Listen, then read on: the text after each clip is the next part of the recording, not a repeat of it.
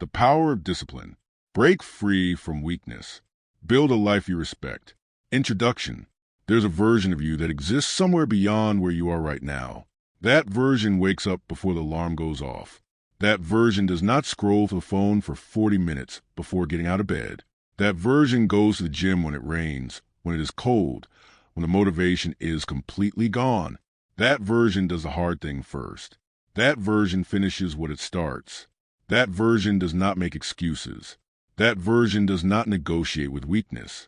You know that version exists.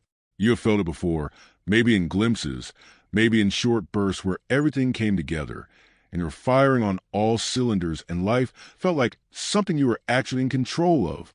And then something happened. Life happened. Comfort happened. Distraction happened. And that version of you quietly stepped back into the shadows, waiting. This audiobook is about calling that version of you back to the front. But I want to be honest with you right from the start, because you deserve honesty more than you deserve comfort. This book is not going to give you a magical morning routine that fixes everything in 7 days. It is not going to tell you that you just need to find your why and everything becomes easy. It is not going to promise you that transformation is painless or that discipline feels good every single day. What this book is going to give you is something far more valuable than motivation. It is going to give you a framework, a way of thinking, a way of operating. That does not depend on how you feel on any given morning. It is going to give you the tools to build a life that is built on action rather than intention. Because here's the truth that most people never face. The gap between where you are and where you want to be is not a knowledge gap. You already know what you should be doing. You know you should be exercising. You know you should be saving money. You know you should be reading more, working harder, waking up earlier, eating better, spending less time on your phone. You know all of this. The gap is a discipline gap.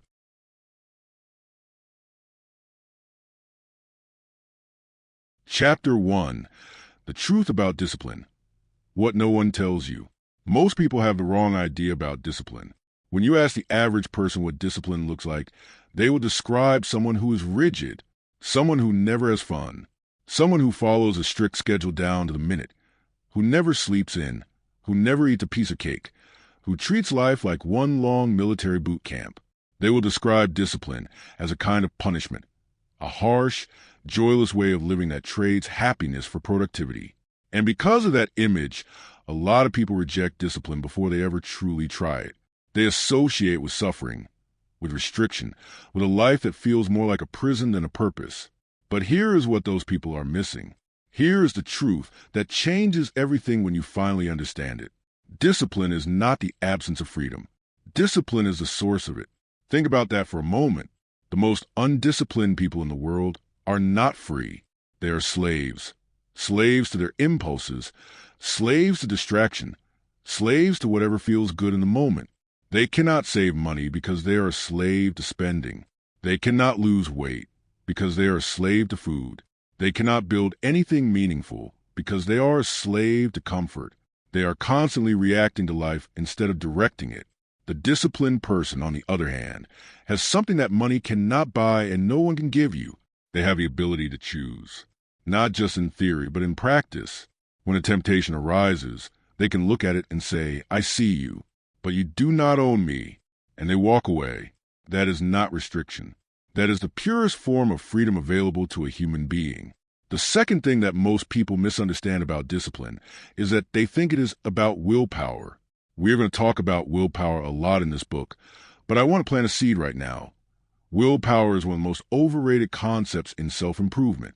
People talk about willpower like it is something you either have or you do not. Like some people were born with an endless reserve of it, and everyone else just got shortchanged. But the research tells a very different story. Willpower is a resource, and like all resources, it runs out. Scientists call this ego depletion. The idea that every decision you make, every temptation you resist, every time you force yourself to do something you do not want to do, it costs you a little bit of that willpower resource. By the end of the day, after dozens of small battles, your willpower tank is running on empty. And that is when you make the worst decisions. That is when you eat the junk food. That is when you skip the workout. That is when you say forget it and scroll for your phone for 2 hours. The truly disciplined person does not win through willpower alone. They win through systems. They structure their life so that they need as little willpower as possible. They make the hard choices easy by engineering their environment, building their habits, and removing temptation before it ever becomes a battle. We will get into exactly how to do that in later chapters. But for now, understand this. Discipline is not about being superhuman. It is about being strategic. The third misunderstanding is perhaps the most damaging of all, and it goes like this. Disciplined people do not feel like doing it either. Read that again. The person at the gym at 5 in the morning is not there because they wake up every single day bubbling with excitement about their workout. They are there because they made a decision, not in the moment, but in advance. They are there because they build a system that does not ask them whether they feel like it. They show up not because it is easy, but because they have trained themselves to show up regardless. One of the most liberating things you can ever accept is that motivation is unreliable. There will be mornings where you feel unstoppable. There will be mornings where everything and you want to stay in bed, eat comfort food, and do absolutely nothing. Both of those mornings require the exact same behavior from you if you're going to build something worth building. And the only thing that makes that possible is not how you feel in the morning. It is the discipline you built before that morning ever arrived. So let us start fresh right now. Let us let go of the old image of what discipline is. Let us stop thinking of it as punishment or restriction or misery. Let us start thinking of it for what it truly is. Discipline is the bridge between the life you have and the life you want. And every single step you take across that bridge, no matter how small, is a step toward becoming the person you have always had potential to be. Chapter 2, The Great Motivation Lie. There is something that almost every motivational speaker, every self-help book, every YouTube channel tells you. That sounds absolutely right, but is actually one of the most dangerous pieces of advice floating around in the world of personal development. Find your why. Now, I am not saying that knowing your purpose is unimportant. Purpose matters. Direction matters. But the idea that if you just find a powerful enough reason, the discipline will take care of itself. That idea has held more people back than almost anything else. Here's why. Motivation is an emotion, and emotions are temporary. They rise and they fall like the tide. When you feel motivated, everything seems possible. You write out your goals. You start the new workout plan. You download the budget app. You clean your whole house at 11 at night because you are on fire and nothing can stop you. And then you wake up the next morning and the fire is a little smaller. And the day after that, it is smaller still. And within 2 weeks, the goals are still on the paper, the workout plan is still on your phone, and you are back to doing exactly what you were doing before the motivational surge hit you. Sound familiar? This is not a character flaw. This is not evidence that you are lazy or that you do not want it badly enough. This is just biology. The human brain is not wired for consistent motivation. It is wired for survival. And survival, as far as your brain is concerned, does not require you to go to gym or start that business or wake up early. Survival requires you conserve energy, avoid discomfort, and stay in familiar territory. Your brain is actively working against your goals, not out of malice, out of efficiency. The brain wants to save energy, and effort costs energy. So every time you attempt something new, something hard, something that takes you outside your comfort zone, your brain sounds an alarm. It sends you the feeling of resistance, the feeling of not wanting to, the feeling that maybe you should start tomorrow. That feeling is not the truth. It is just your biology being lazy. And this is the central problem with waiting for motivation. You are waiting for something that is biologically designed to be inconsistent to somehow become consistent. You are betting your entire future on an emotion that your own brain is actively trying to suppress. Discipline solves this problem at the root, because discipline does not ask how you feel. Discipline asks what you committed to. Let me give you a picture of how this plays out in real life. Imagine 2 people. Both of them want to lose weight, get fit, and build a healthier lifestyle. Both of them sign up at the same gym on the same day with the same amount of excitement. Person A is waiting for motivation. Every morning when the alarm goes off, Person A runs a little internal negotiation. Do I feel like going today? Is my energy high enough? Did I sleep well? Is the weather good? If the answers come back positive, Person A goes. If they do not, Person A stays home, promises to go tomorrow, and feels guilty about it for the rest of the day. Person B has decided that the gym happens at 6 in the morning every Monday, Wednesday, and Friday. Full stop. No negotiation. No internal committee meeting. The alarm goes off. The feet hit the floor, and the bag is already packed from the night before. 6 months later, Person A has been to the gym 19 times. Person B has been to the gym 78 times. Same goal, same gym, same starting point. Completely different outcome. Not because Person B is more talented or more gifted. Because Person B stopped outsourcing their behavior to their emotions. Now, you might be asking, but what about passion? What about loving what you do? Is the answer really just to grind through everything no matter how you feel? That is a fair question, and the answer is nuanced. Yes, you should be building a life that is aligned with what you value. Yes, your work should mean something to you. Yes, the more you love what you're doing, the easier the discipline becomes. But here's the thing about passion that no one talks about. Passion often follows action, not the other way around. You do not discover your passion by thinking about it. You discover it by doing things, by showing up, by putting in enough effort to get good at something. And as you get good, as you start to see results, as you start to feel competent, the passion grows. It is a feedback loop, but the loop only starts with action. And action, consistent, daily, undeniable action, requires discipline, not motivation. So the next time you notice yourself waiting to feel like doing something before you do it, I want you to catch that thought. Name it. Call it what it is. Say to yourself, this is my brain trying to protect me from effort, and then do the thing anyway. That moment, that small, private victory over your own resistance, is where discipline is built, one choice at a time, one action at a time, one morning at a time. Motivation is a feeling. Discipline is a practice, and practice is compound. Chapter 3. How your brain actually works against you. To truly master discipline, you need to understand your enemy. And your enemy, at least initially, is your own brain. Not because your brain is bad. Your brain is extraordinary. The most complex structure in the known universe, capable of things that no machine has ever replicated. But your brain developed its current wiring hundreds of thousands of years ago in an environment that looks absolutely nothing like the one you live in today. Let's go back, way back. Imagine your ancestors living on the African savanna. Life was genuinely dangerous. Predators were real. Starvation was a constant threat. Energy was precious.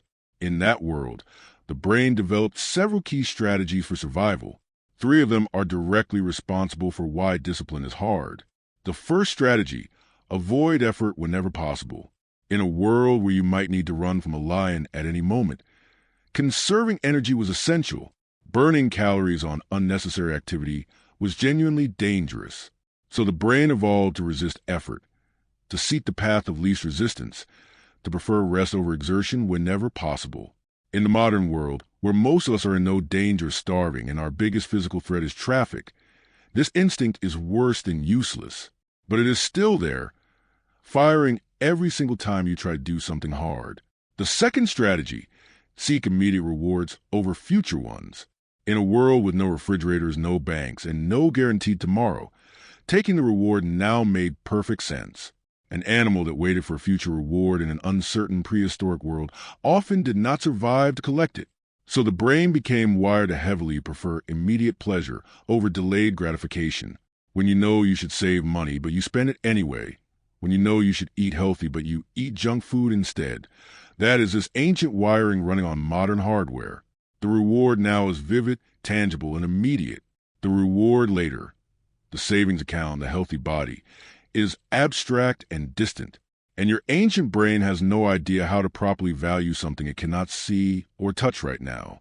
The third strategy, stick with the familiar. Change is dangerous. In a prehistoric environment, a new food might be poisonous. A new territory might have predators. Familiar was safe. Change was risk. So the brain evolved a deep resistance to new patterns of behavior, because new patterns look like change, and change look like danger. Every time you try to start a new habit, exercise, meditation, studying, waking up early. Your brain registers it as a potential threat and produces resistance. That feeling of not wanting to start, that is your threat detection system is firing in a world it was never designed for. Understanding this does not excuse giving in to these tendencies, but it does something equally important. It removes the shame. When you fail to follow through on a commitment, it is not because you are weak. It is not because you do not want it. It is not because you are somehow fundamentally broken. It is because you are fighting a 300,000-year-old operating system with a conscious mind that has only been in charge for a blink of evolutionary time. That is not an excuse, but it is a context, and context changes everything. Now, here is the good news, and it is genuinely extraordinary news. The brain can change. Neuroplasticity is one of the most exciting discoveries in modern neuroscience. For most of human history, scientists believed that the brain was essentially fixed by the time you reached adulthood. What you had was what you had. The patterns were set. We now know that is completely wrong. The brain reshapes itself based on what you do repeatedly. Every action you take, every thought you think repeatedly, every habit you practice, these things literally change the physical structure of your brain. They build new neural pathways. They strengthen existing ones. They weaken the ones that go unused. When you choose the hard thing over the easy thing, you are not just accomplishing a task. You are rewiring your brain. You are making the hard choice slightly easier the next time, and slightly easier still the time after that. Until one day, what was once a battle requires no battle at all. It is just who you are. This is why consistency is so important, more important than intensity. The person who goes to the gym 3 times a week every week for a year is not just fitter than the person who went 3 times a day for 2 weeks and then quit. They are fundamentally different because the first person has changed their brain. They have built the neural architecture of someone who exercises. The second person has not. There is also a concept you need to know called the habit loop. It was made famous by Charles Duhigg in his research on habits, and it is essential to understanding how your behavior actually operates. Every habit, good or bad, follows the same basic pattern. There is a cue, something that triggers a behavior. Then there is a routine, the behavior itself. And then there is a reward, the payoff that the brain receives. Over time, this loop becomes automatic. The cue triggers a craving for the reward. The routine fires automatically, and the brain gets its hit. This is why bad habits are so hard to break. They are not really about weakness. They're about deeply grooved neural pathways that fire without conscious thought. Seeing your phone on the table is the cue. Picking it up is a routine. The dopamine hit from new notifications is the reward. After thousands of repetitions, that loop fires so automatically that you are halfway through scrolling before you even realize you picked the phone up. But here's the power of understanding the system. You can use it, not just to understand why you have bad habits, but to build good ones deliberately. You can engineer the cue. You can design the routine. You can choose a reward. And you can repeat the loop until the new behavior is just as automatic as the old one. This is not wishful thinking. This is neuroscience. And it is the engine that drives everything we're going to talk about for the rest of this book. Chapter 4, The 5 Pillars of Unbreakable Discipline. Everything we have talked about so far has been foundation, the understanding, the context, the science behind why discipline is hard and why it is worth building. Now we're going to start building. In my view, unbreakable discipline rests on 5 pillars. Think of them as the 5 legs of a table. If you have all 5, the table is rock solid, capable of holding enormous weight. If you are missing even one, the table wobbles. If you are missing 2 or 3, the whole thing collapses the moment any serious pressure is applied.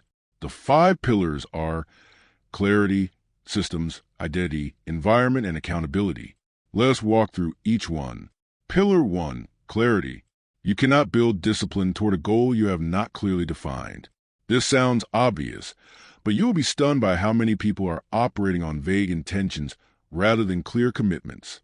I want to get in shape is not a clear goal. I want to lose 20 pounds is closer, but still not enough. I will work out 4 days per week, follow a calorie-controlled diet of 2,000 calories per day, and measure my progress every 2 weeks. That is clarity. The more specific your goal, the more your brain can actually work toward it. Vague goals produce vague effort.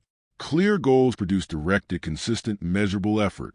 There is also something deeper here. Clarity is not just about what you want. It is about why it matters at a level that goes beyond the surface answer. Not, I want to make more money, but I want to build enough financial security that my family never has to worry the way I worried growing up. Not, I want to lose weight, but I want to be the kind of parent who can run and play with my kids without getting out of breath, because I want them to have the active childhood I never had. When your goal is rooted in something that deep and real, resistance still arises, but as something to push against. Shallow goals crumble under pressure. Deep ones hold.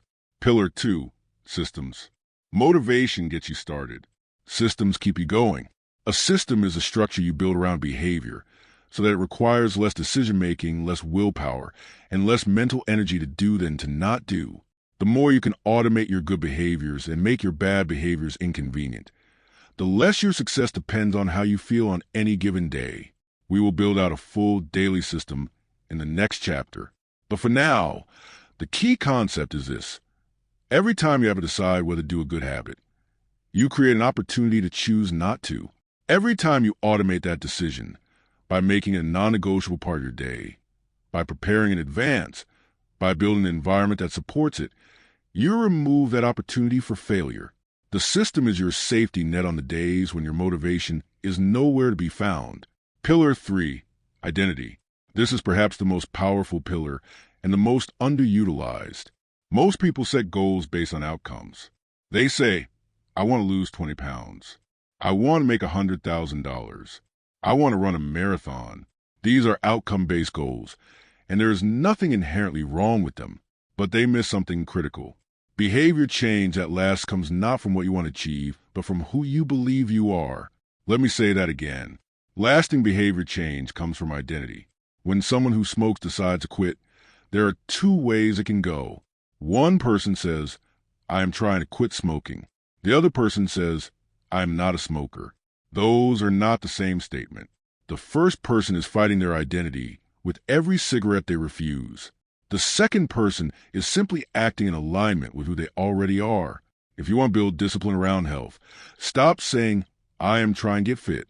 Start saying, I am someone who takes care of my body. If you want to build financial discipline, stop saying, I am trying to save money. Start saying, I am someone who builds wealth. And then ask yourself in every moment, what would that person do right now? Every time you act in alignment with the person you want to be, you cast a vote for that identity. Do it enough times, and it becomes who you actually are. Pillar 4, environment. You are not stronger than your environment. Nobody is. The people who seem to have the most discipline are not usually fighting the hardest internal battles. They have engineered their surroundings so that fewer battles need to be fought in the first place. If you want to eat healthier, do not rely on willpower every time you open a fridge. Take the junk food out of the house. Put the fruit at eye level. Make the healthy choice the easy choice before temptation ever arrives. If you want to read more, put the book on your pillow. Put it next to your coffee maker. Make it impossible to miss. And put your phone in another room at bedtime so that scrolling is inconvenient and reading is easy. If you want to work out in the morning, sleep in your gym clothes if you have to. Pack your bag the night before. Remove the friction from the good behavior and add friction to the bad one. Your environment shapes your behavior more than your character does. And unlike your character, your environment is something you can redesign right now. Pillar 5, accountability. When no one is watching, when there are no consequences, when it's just you and your commitment in the privacy of your own life, that is where discipline is truly tested. And that is also where most people fail. Not because they are bad people, but because the human brain is remarkably good at rationalizing failure when there is no external observer. Accountability creates an observer. It creates a second layer of commitment that kicks in when your own internal motivation fails. This can take many forms. A training partner at the gym, a friend you text every morning when you complete your routine, a financial accountability partner, a coach, a public commitment on social media, a journal where you record your daily wins and losses honestly. The format matters less than the function. The function is this. When I say I will do something, there is something beyond my own private conscience at stake. Humans are deeply social creatures. We care, at a neurological level, about what others think of us. We care about our reputation and our word.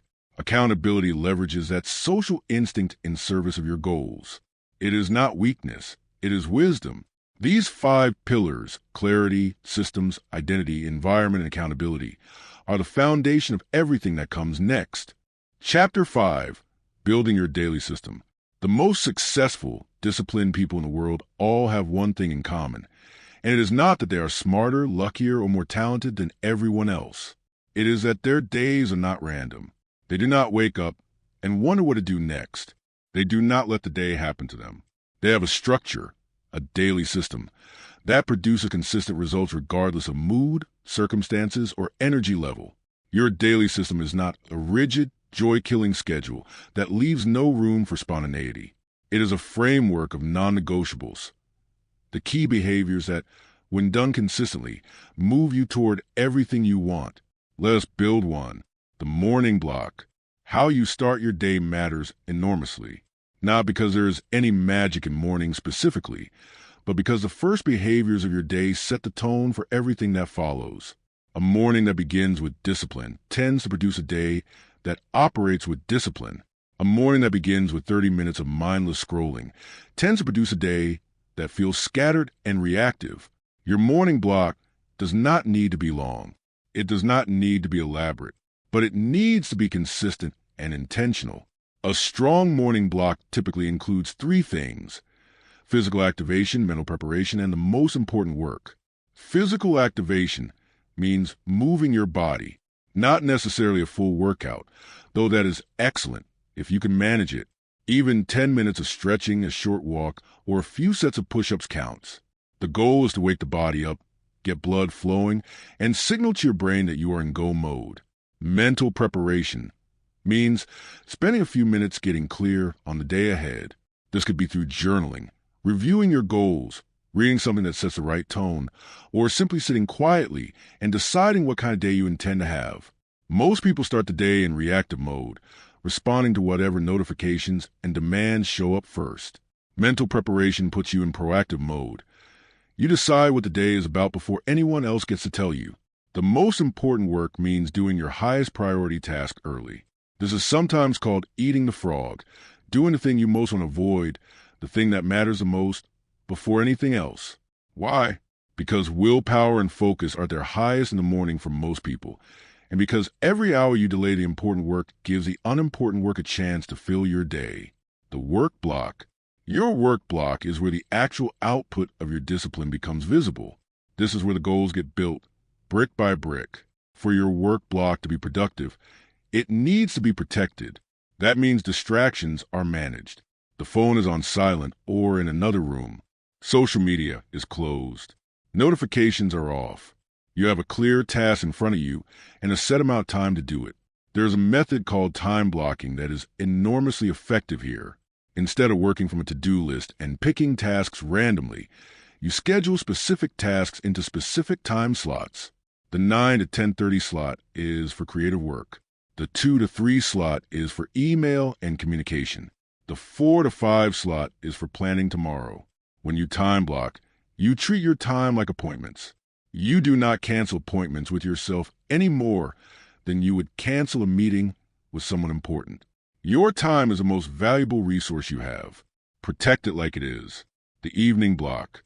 The evening block is the most underestimated part of the day. Most people treat the evening as recovery time, completely unstructured, a chance to check out.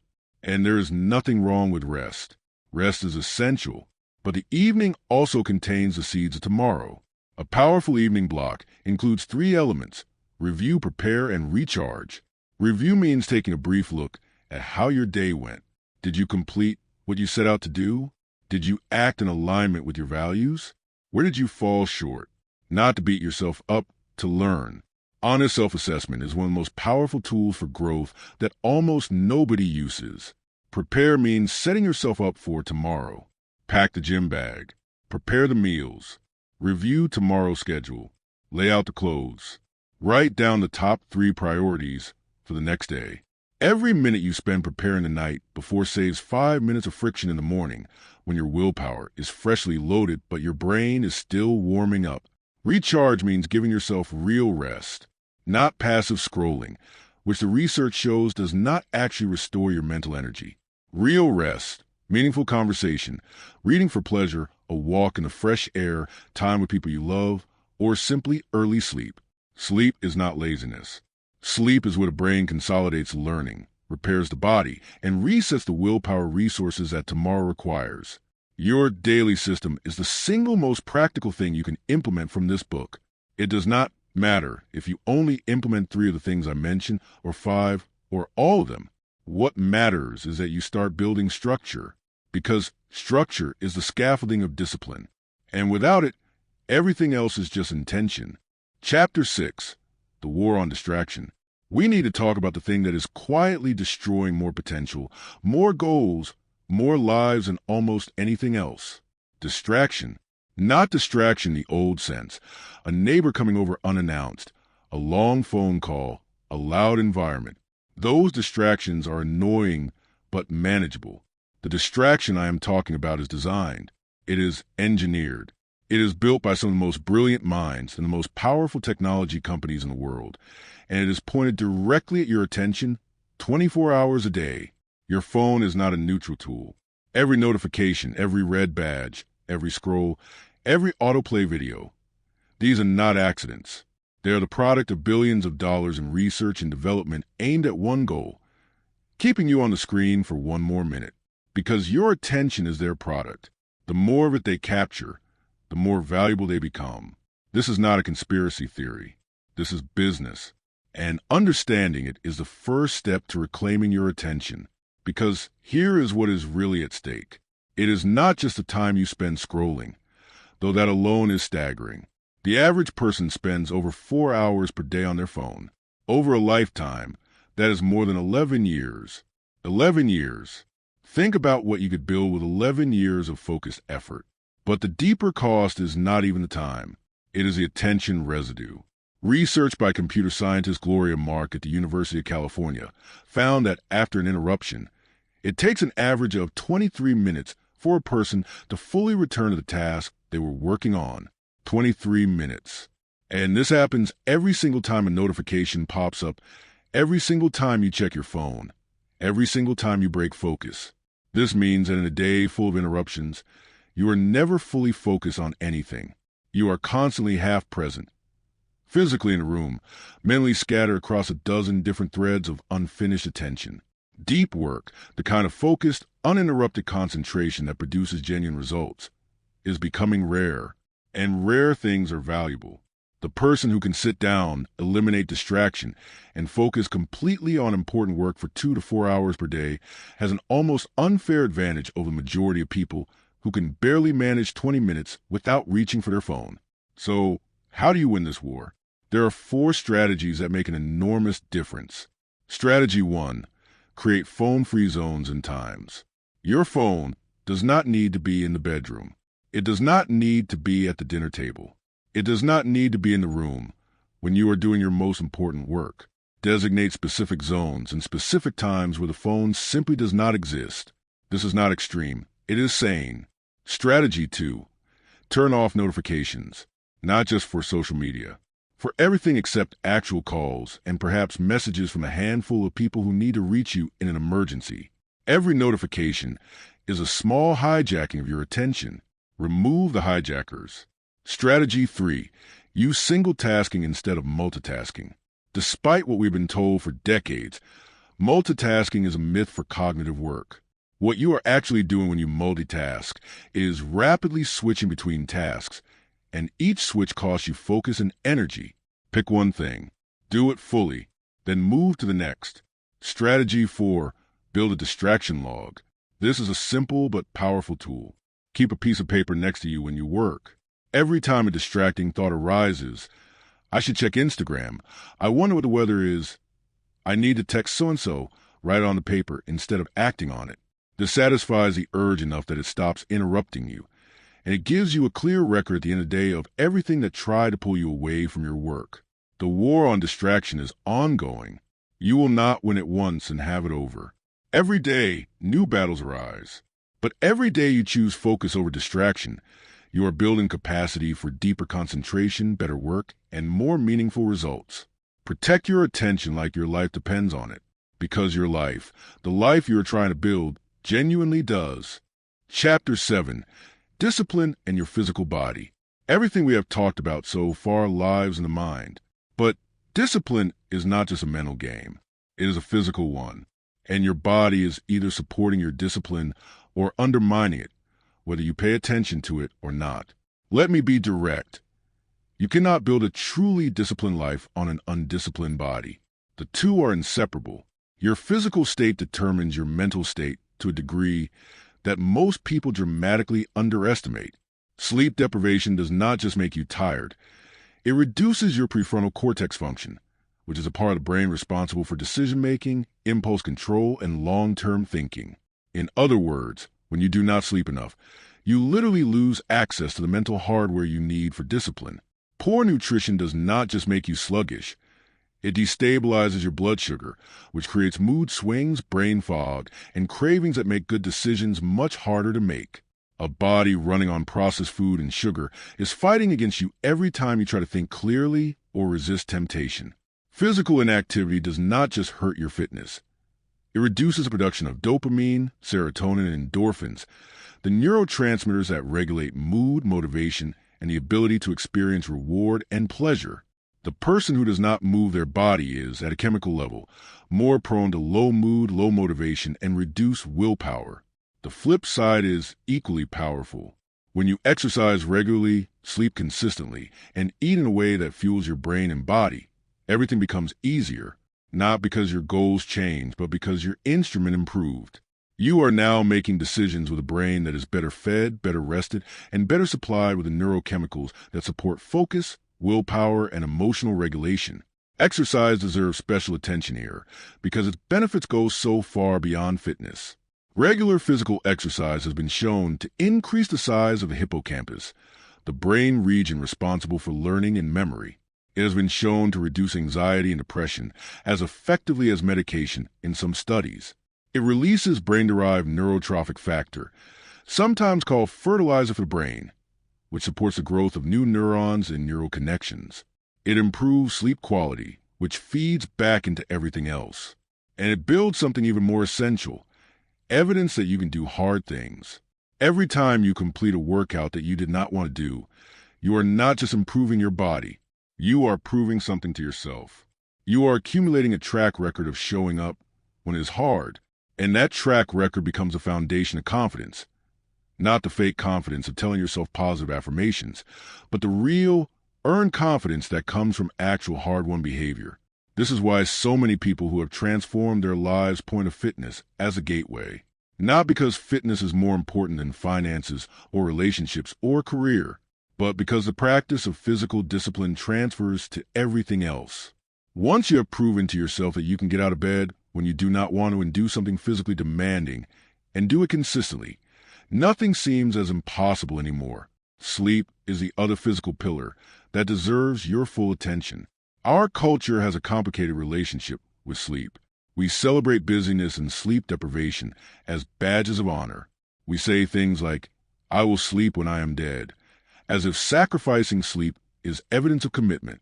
It is actually evidence of poor strategy. An 8-hour slept brain is operating on a fundamentally different level than a 6-hour slept brain. Studies on cognitive performance, emotional regulation, decision-making, and even physical performance all point in the same direction. Sleep is not a luxury. It is the foundation of everything. And protecting your sleep is one of the most disciplined things you can do. Build your body. Protect your sleep. Fuel yourself with intention.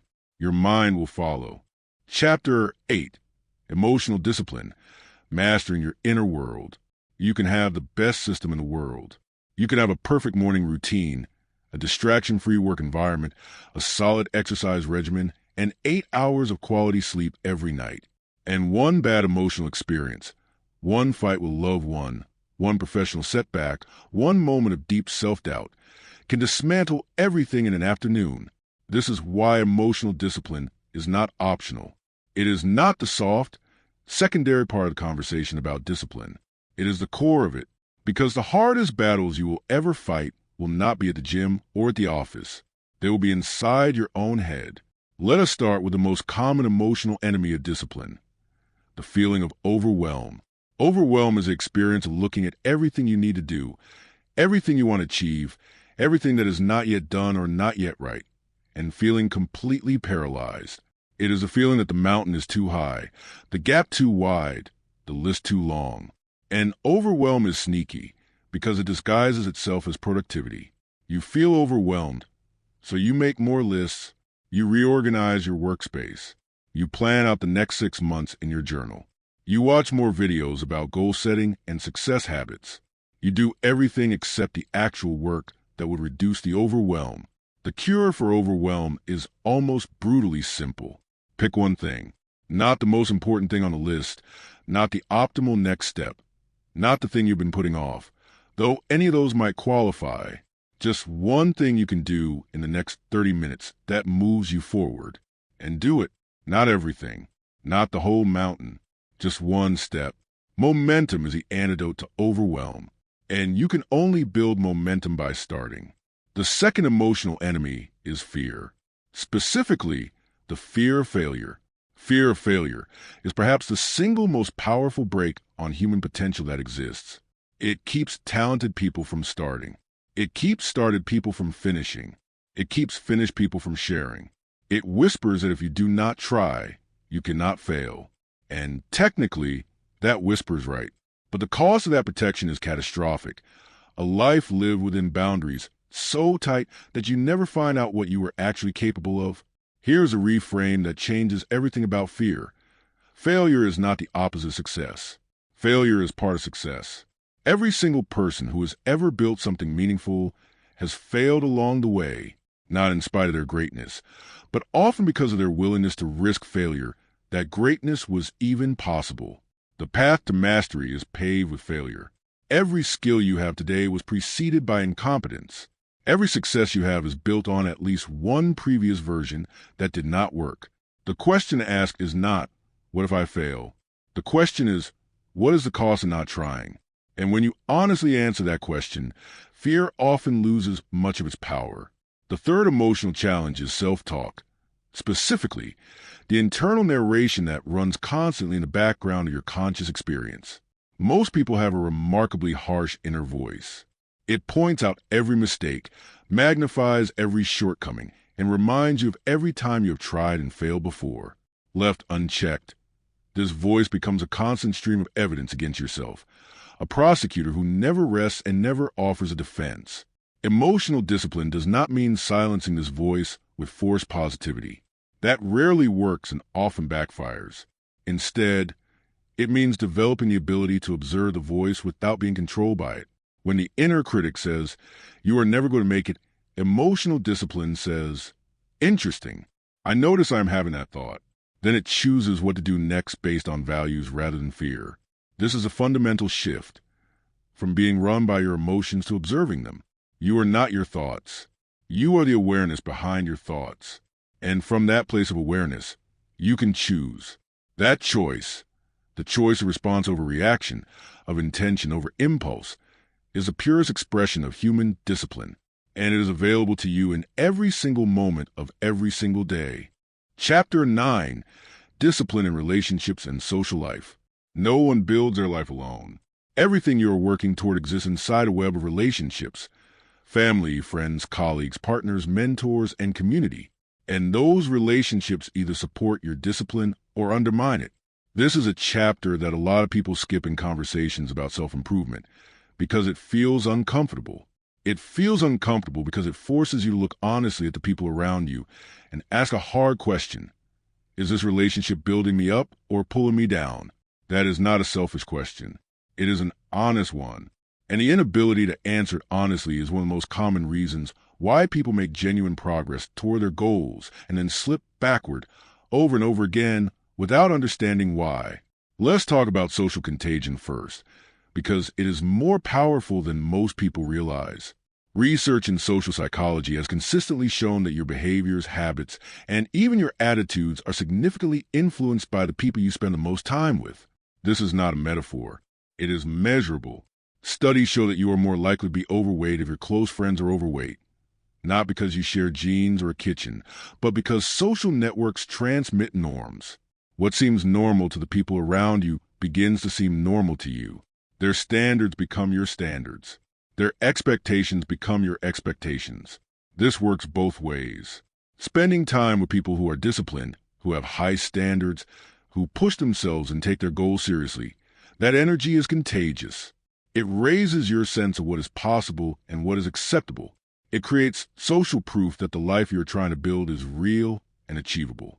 Spending time primarily with people who are comfortable with mediocrity, who mock ambition, who treat effort as something to be avoided and comfort as the highest value, that energy is equally contagious, and it works against everything you are trying to build. This does not mean you need to cut off everyone in your life who is not operating at peak performance. Most relationships are worth protecting, and many of the people who are not where you want to be are on their own journey that you do not fully understand. It means being intentional about the quality of influence you allow into your life. It also means that one of the fastest ways to accelerate your discipline is to seek out people who already have what you're trying to build. Not to use them, but to be around them, to absorb their standards. To see close up that the life you are working toward is not a fantasy, but a reality that other people are already living. There is also the matter of protecting your journey from people who, consciously or not, undermine your progress. Every time you make a serious commitment to change, you will encounter resistance from people who know you. Some of it is well-meaning. They worry about you. They do not want you to be disappointed. They have seen you try and stop before. Some of it is less conscious. Your growth can make other people uncomfortable because it raises questions about their own choices. Either way, the comments come. You are being too hard on yourself. Why are you always at the gym? You used to be more fun. Who are you trying to impress? You do not have to fight these people. You do not have to convince them. You do not owe anyone an explanation for choosing to become better. Simply keep your head down, do the work, and let the results speak in time. Finally, and this is essential, discipline extends to how you treat the people you love. It is easy to be disciplined in your professional life and undisciplined in your personal one. To keep your word to clients but break it to family. To show up on time for meetings but be perpetually late for dinners. To give your best energy to your work and your worst to the people who matter most to you. Real, whole-life discipline means showing up fully in your relationships too. It means listening when you would rather be on your phone. It means being present when you would rather be somewhere else. It means treating the people who depend on you with the same level of commitment and follow through you bring to your most important goals. Because in the end, the most important measure of your discipline is not how much you achieved. It is who you were while you were achieving it. Chapter 10, Playing the Long Game. We live in a world obsessed with speed. We want results now. We want transformation now. We want to go from 0 to 100 in the shortest possible time. And we are deeply suspicious of anything that does not produce immediate, visible results. And this obsession is the quiet assassin of long-term success. Because almost nothing worth building is built quickly. Almost everything of real value, a healthy body, financial freedom, genuine expertise, deep relationships, meaningful achievement, is a product of years of consistent, mostly unglamorous effort. Effort that rarely feels dramatic. Effort that does not produce satisfying progress charts or impressive before and after photos after 30 days. The long game is where most people quit, and it is the only place where real winning happens. There is a concept in mathematics called compounding. Most people know it in the context of finance. The idea that money earning interest earns more interest on its interest, so small consistent investments grow into enormous ones over time. $100 invested at 7% annually does not just double after 14 years. After 30 years, it has grown more than 7 times. After 40 years, more than 14 times. The growth accelerates with time. The same principle applies to every discipline in your life. The person who reads 30 pages per day is adding, at a modest reading speed, roughly 1 book per week to their knowledge base. After 1 year, 50 books. After 10 years, 500 books. The compound interest of knowledge and perspective that comes from 500 books of focused reading in your field is almost impossible to overstate. The person who saves 10% of their income consistently, regardless of how they feel about it, is doing something that feels utterly insignificant in month 1 and utterly transformative by decade 2. The person who does 20 minutes of exercise every single day, without fail, without exception, is building a body and a brain that will serve them decades into the future in ways they cannot currently imagine. This is the long game, and playing it requires a shift in how you measure success. In the short game, success is measured by visible results. Did I lose 5 pounds this week? Did my business revenue go up this month? Do I feel different yet? In the long game, success is measured by consistency. Did I do what I said I was going to do today? Not because today's effort will transform anything by itself, but because today's effort is one more brick in a wall that is being built one brick at a time. This shift is critical because it protects you from the most common reason people quit: the plateau. The plateau is a period, and it can last weeks or even months, where you're doing everything right and seeing nothing change. The scale is not moving. The bank account is not growing. The business metrics are flat. And your brain, wired for immediate reward, begins sending urgent messages. This is not working. You are wasting your time. Maybe this is not for you. The plateau is a lie. It is the silence before the breakthrough. It is the period underground where the seed is building the root system that will eventually support everything above the surface.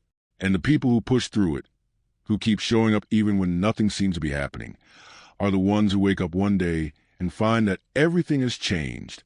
I want to talk briefly about patience, because patience is deeply connected to discipline, and it is deeply misunderstood. Patience is not passive. It is not resignation. It is not giving up on urgency or giving yourself permission to move slowly because the timeline is long. True patience is active. It is a decision to trust the process fully enough to stay in it. It is the willingness to be consistent without being constantly rewarded for it. In a world of instant gratification, patience is a competitive advantage. Most people will not stay in the room long enough to see the results. They will pivot too soon, quit too early, or redirect their energy before the compounding kicks in. The people who stay, who commit to the long game fully, who refuse to abandon their systems just because the results have not shown up yet, those people eventually emerge on the other side of the plateau into results that look, to everyone watching, almost miraculous. They are not miraculous. They are compounded. Stay in the room. Chapter 11. When you fall, the discipline of getting back up. This chapter is for the version of you that is going to fail. Not might fail, will fail. Because failure is not a possibility on the road to anything worth having. It is a certainty. You will miss workouts. You will break your diet. You will have weeks where you do not open the book, do not follow the system, do not live up to commitments you made to yourself. You will have moments where the old patterns come roaring back, and you lose ground you worked hard to gain. And in those moments, what you do next will determine everything. There is a concept I want you to burn into your mind permanently. It is called the never miss twice rule. The research on habit formation is very clear about something. Missing a habit once has almost no measurable effect on your long-term consistency. One skipped workout, one day off the diet, one morning where you slept in instead of following your routine. These things by themselves do not break habits. They are human. They are inevitable. What breaks habits is a second miss, and the third, and the fourth, because missing twice becomes a new pattern, and the brain begins reinterpreting your identity. Instead of I am someone who works out every day, the narrative shifts to I am someone who works out most days. And then most days become some days, and some days becomes occasionally. And eventually it is as if the habit never existed. So the rule is this: you are allowed to miss once, never twice. The second day is not about what you missed. It is about what you choose, and the choice to get back on track. Even after a failure, even imperfectly, even with reduced intensity, that choice is a more important expression of discipline than never missing at all.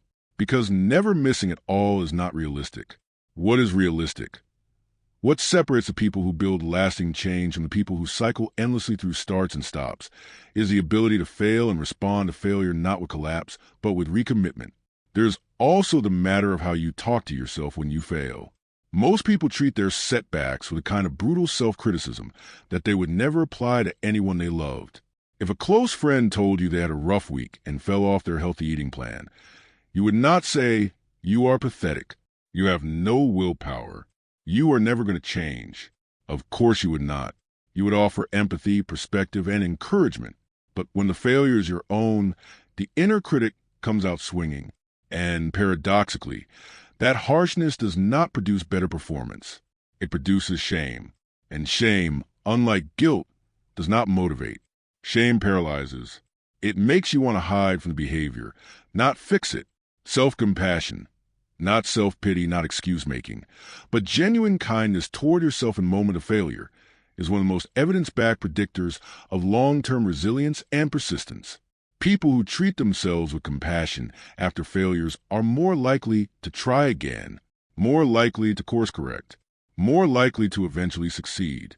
So when you fall, and you will fall, hear this voice, the voice of someone who is rooting for you, who knows what you are capable of, who has seen too many people give up too soon to let that be your story. You fell. You are human. That is allowed. Now get back up. Not tomorrow. Not Monday. Not after you feel ready. After the circumstances are better. After you have thought about it enough. Now, because the discipline of getting back up is not less important than the discipline of showing up in the first place. It is more important. Because showing up when everything is going well is easy. Getting back up after a fall, that is where character is built. That is where the version of you that you are becoming is forged. Every time you get back up, you write something into your story. You add a sentence that says, "I fell and I got up," and after enough of those sentences, after enough falls and recoveries, the story that emerges is not the story of someone who never struggled. It is the story of someone who could not be stopped. Conclusion: the person you are becoming. You made it to the end. And that itself is something, not because reaching the end of an audiobook is a remarkable achievement, but because most people who start things do not finish them. And you finished this one, which means you are already practicing something we talked about extensively. Follow through, and follow through is discipline. Let me leave you with the most important thing I can offer you. Discipline is not a destination. It is not a state you arrive at where everything becomes easy and the struggle is over. The struggle is the thing, the daily practice of choosing your future over your comfort, your values over your impulses, your long-term vision over your short-term feelings. That practice never ends, not because something is wrong with you, but because you are alive, and life keeps generating new challenges, new temptations, new reasons to quit. But here is what changes as you build discipline. The practice gets cleaner. The resistance gets smaller. The gap between knowing what to do and actually doing it narrows. Not to zero, but to something you can bridge every single day without it being a crisis. You start to become someone you respect. Someone whose word to themselves means something. Someone who does not need the conditions to be perfect before they get to work. Someone who knows at a bone-deep level that the life they are living is a product of the choices they make, and who chooses accordingly. That person is already inside you. They have always been inside you. Every effort you have ever made towards something better, every time you chose a hard thing over the easy one, every morning you showed up even though part of you wanted to stay in bed, all of it was that person asserting themselves. Your job now is to give them room to lead. One decision at a time. One morning at a time. One small victory over your own resistance at a time. The distance between the life you have and the life you are capable of is not as vast as it feels. It is bridged by nothing more and nothing less than daily discipline. You now have the understanding. You now have the tools. You now have the framework. The only question left is the one that matters most. What are you going to do today?